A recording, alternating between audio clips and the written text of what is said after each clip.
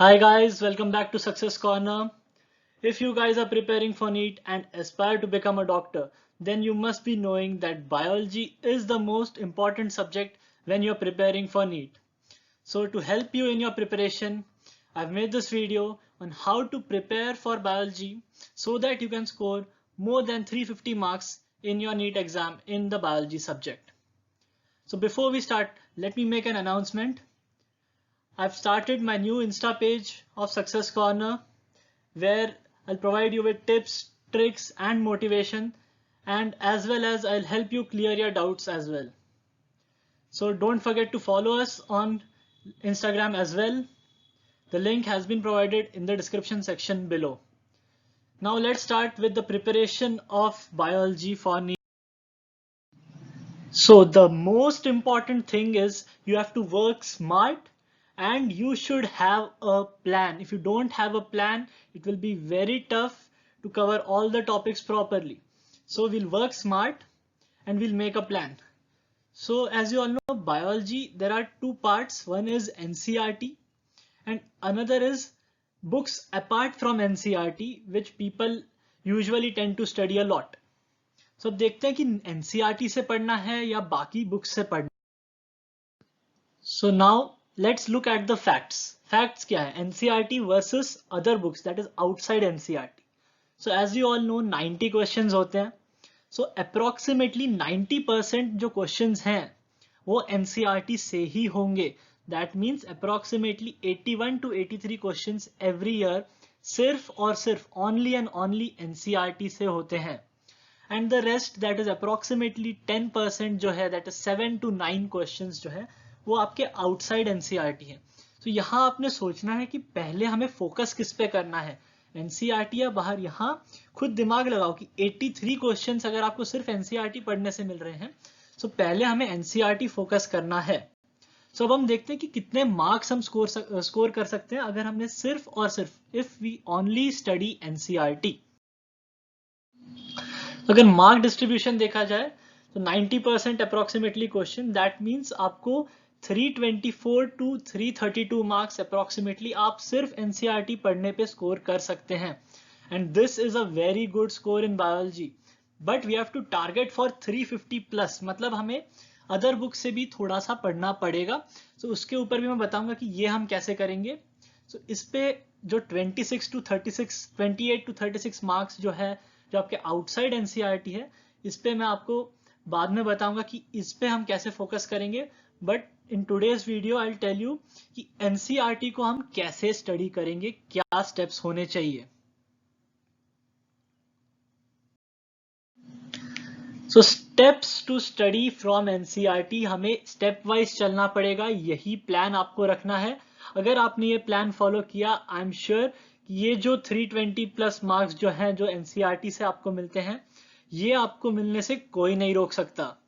So let's see. First है concepts. Concepts पे focus करेंगे. Then is descriptive information, then names and examples, flow chart and cycles, diagrams and labelling and keywords and important points. So अभी एक एक करके मैं इन सबको discuss करूंगा कि आपको ये कैसे कैसे पढ़ने हैं. So the first step is to focus on concepts. So जितने concepts है आपके NCERT में, A to Z सारे concepts आपको पता होने चाहिए. एक एक concept आपका clear होना चाहिए.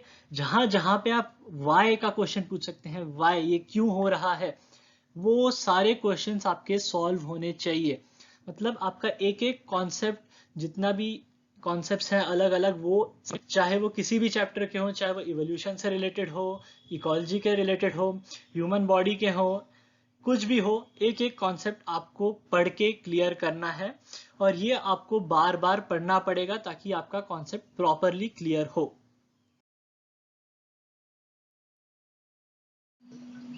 Next is descriptive information. मतलब इसमें कॉन्सेप्चुअल कुछ नहीं है, इसमें बस इंफॉर्मेशन दिया है, आपको उस प्रोसेस में याद करना है.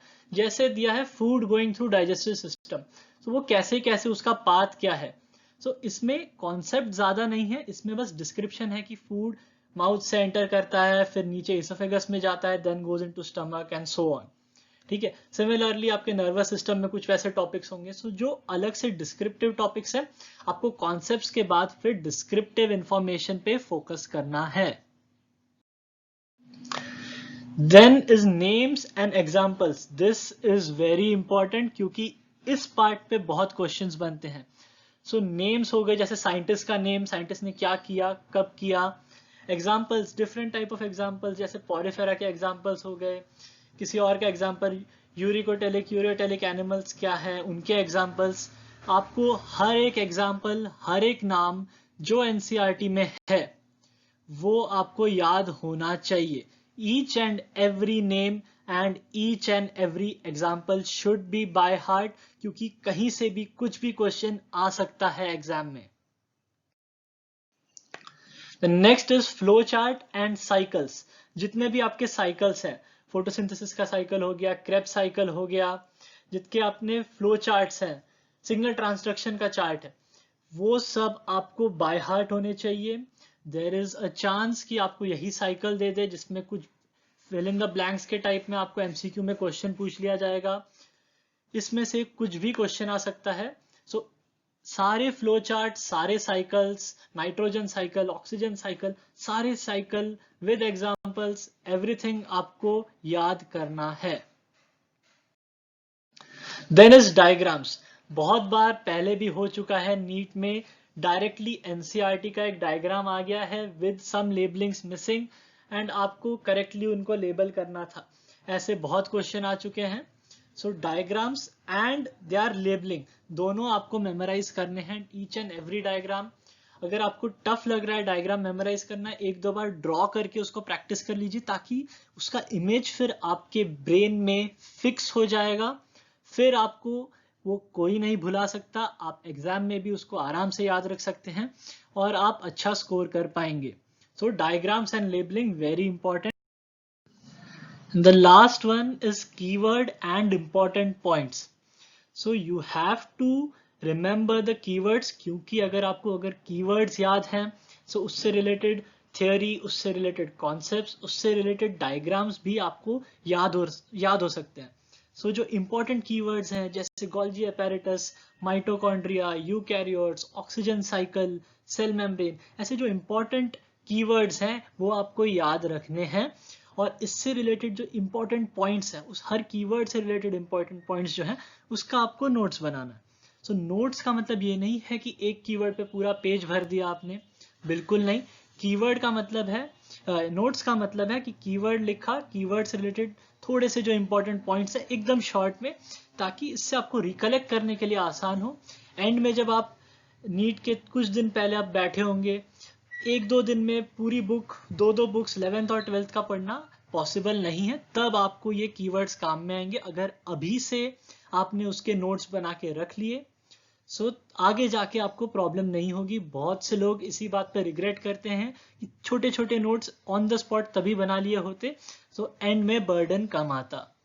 सो ये था कि आप एनसीईआरटी कैसे कवर कर सकते हैं so that you get those 320 plus marks. लेकिन अभी इसके बाद भी हमारे पास 30 to 40 मार्क्स का जो मार्जिन है, जो आउट ऑफ एनसीईआरटी है, वो कैसे पढ़ना है वो मैं आपको नेक्स्ट वीडियो में बताऊंगा। So don't forget to watch the next video. And if you have not yet subscribed to this channel, go and subscribe right now. And I hope you like this video.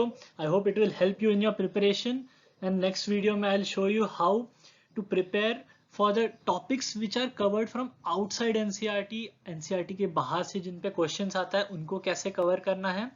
And I'll also make a video on how आप topic wise आप NCERT को कैसे cover कर सकते हैं, क्योंकि ये तो था basics, लेकिन इसके बाद आपको टॉपिक्स में डिवाइड करना पड़ेगा कि कैसे कैसे आपको टॉपिक्स कवर करने हैं। सो उस पर भी मैं आपको एक वीडियो बनाऊंगा, so that it will help you and so that you can score 350 plus marks. And I hope कि आप सभी के 360 मार्क्स भी आ जाएं। So please like, subscribe and share this video. Thank you guys.